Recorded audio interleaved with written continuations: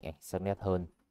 Bộ lọc được làm từ bán dẫn 2D, có thể điều chỉnh ánh sáng môi trường xung quanh để cải thiện chất lượng ảnh, được chụp từ các máy ảnh giá rẻ. Theo trang Live Screen ngày 3 tháng 5, bộ lọc có kích thước 1 x 1 cm và chỉ dày vài nguyên tử, có nghĩa là con chip trong suốt.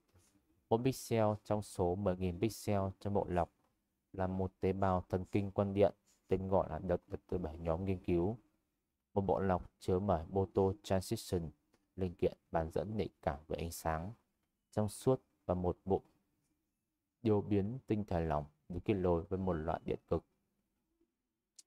A group of scientists of University of California at Los Angeles, USA has a correct and smart filter can turn low quality photo taken with cheap smartphone camera into sharper photo.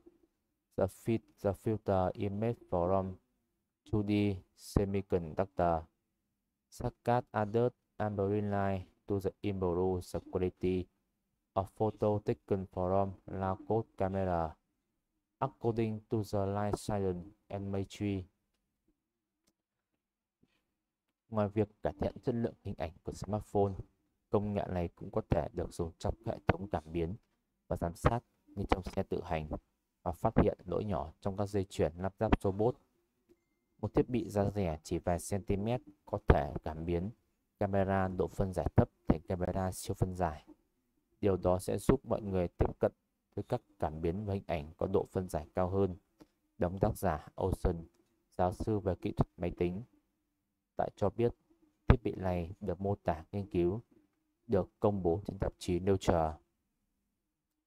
The filter reacts to the light in the environment and the other pixels to make them transparent to the opaque, to the selectively reduce highlight to the red. In the experiment, the research team attached filter to smartphone camera to reduce glare.